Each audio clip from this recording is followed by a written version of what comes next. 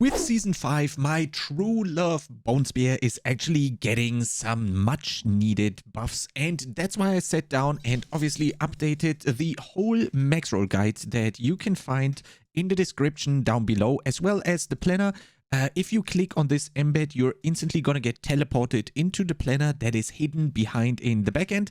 And obviously, if you prefer a written guide, then we have that available to you on Maxroll. Here you can read up on everything from skill tree to Paragon Board, the endgame progression and variants, and very important, you can also see all of the stat priorities listed out for you, so you can very easily decide which one of the items is actually going to be the best for you to equip.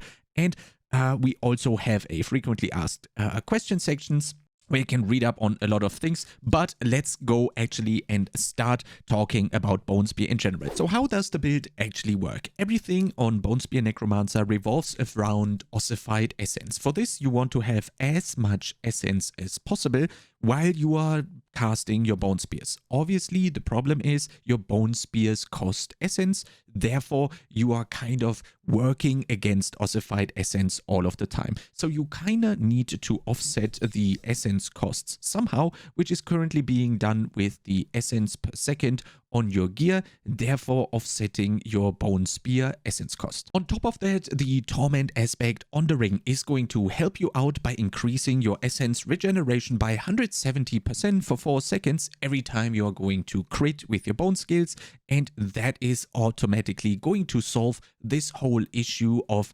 spending essence but wanting to stay at maximum essence as much as possible. So maximum essence becomes a direct damage scaler for Bone Spear, which you can see on the necklace, for example, where we have maximum resource, and also on the Deathless Visage. On the defense side of things, we are relying on Bone Storm together with Shielding Storm that has now been fixed and is now actually scaling with your maximum life. So you are going to have a crazy barrier that is replenishing every time your Bone Storm is actually going to hit a target. Now, obviously, the cooldown of Bone Storm is a problem right here because you only have 10 seconds of uptime on the Bone Storm, but the cooldown is 60 seconds. So you kind of have a 50-second window that you need to bridge somehow. We do this by getting the rapid ossification and also using the ultimate cooldown reduction on our jewelry, therefore reducing the base cooldown of Bone Storm. And then while spending resource, we are triggering rapid ossification, further reducing the cooldown of Bone Storm. And obviously our probably coolest spell in the entire game, Abhorrent Decrepify, is going to help us with resetting the cooldowns and also is going to slow and reduce the damage that every enemy that is hit by Decrepify is going to deal. So for the gearing section, we really need to hit 100% critical strike chance during Grasping Veins and Bone Storm. Bone Storm is going to be up all of the time for us, and through Grasping Veins, we are going to go to that 100% critical strike chance because then we're just making use of our critical strike damage all of the time and cashing in on the 50% multiplier that a crit grants us. On top of that, we really want to have 100% chance for Bone Spear projectiles to cast twice, which we're actually getting from the new Deathless Visage, as well as the temper on our sword. The one masterworked Maxroll chance for Bone Spear projectiles to cast twice on the two-handed sword is going to be enough together to guarantee 100% chance for Bone Spear projectiles to cast twice, basically doubling the damage of Bone Spear. So this is actually going to be huge for the damage output of Bone Spear. And as you can see, we're putting the Great Feast on the two-hander to get the biggest multiplier available for us onto the two-handed slot that is then going to boost our damage even further. We put Serration on the necklace to get the second highest boost to the Bone Spear itself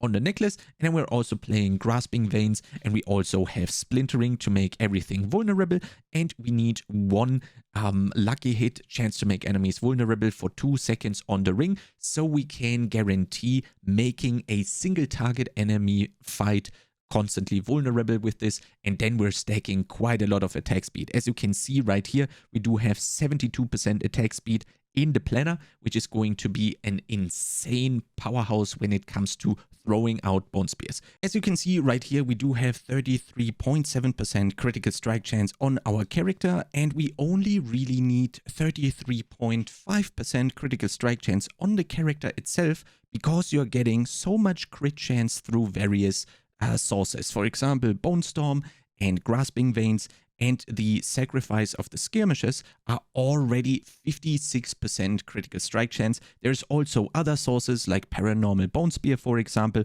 or in your Paragon tree, the Entomb rare node. So you just need 33.5% critical strike chance on your character to be crit cap during Bone Storm and also during your Grasping Veins. For the skill tree, I'm not going to go into huge detail. I suggest you check out the skill tree and go through it from top to bottom. Very important here, Unliving Energy, as we said previously, is going to be a direct damage scaler with the Ossified Essence. Very important right here.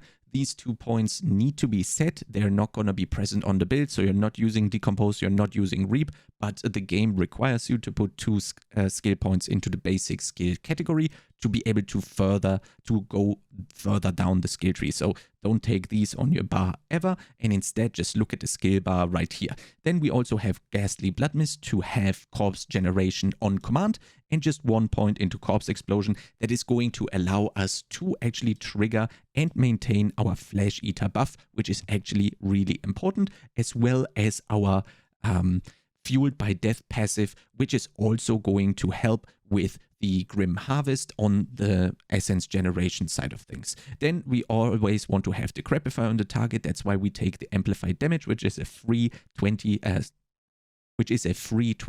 damage multiplier. And obviously, Corpse Tendrils is just one of the best CC options in the game. We put 2 points in Necrotic Carapace to unlock that additional Fortify, and then we want to boost the standalone because we do have no minions, because we're sacrificing all of them. We also want to have Memento Mori, further boosting all of our sacrifices, and we're sacrificing the Skirmishes, we're sacrificing the Cold, and we're sacrificing the Iron Golem. On the mages, it's a very good intermediate thing to also sacrifice the Shadow, because that increases your essence regeneration by 20% and the maximum essence also by 20%, which is a little bit worse than the straight up 20% vulnerable multiplier from sacrificing Cold. But if you still struggle with essence, that is definitely a viable option to do. For the Paragon board, we are going for a 7 board, 7 glyph setup. I'm not going to go into huge detail. Ideally, check it out in the planner that is going to be linked down below. And as you can see right here in the leveling variant right here, I also have a step-by-step guide, which is also obviously present in the Paragon section right here, where you can just scroll from left to right to unlock the Paragon boards step-by-step and then get guided on your way to level 100. Everything can be read on the Maxroll Bone Spear guide that is going to be linked down in the description below. I'm very happy to finally be able to play Bone Spear again, because it's actually way better than it was before, and we can actually see how far we can take this with all of the new cool things that we are going to get come the Season 5 release. 1 week after the Season 5 release, I'm traveling to Blizzard to test some unannounced features, and I'm very much looking forward to it. If you want to see me check out the Blizzard campus and put out a vlog style video, then I suggest you subscribe to this YouTube channel so you don't miss out on any infos. I'm also going to be posting live stuff on my Discord, which is also linked down in the description below. And if you like content similar to this, make sure to subscribe to this YouTube channel, and I'll see you next time.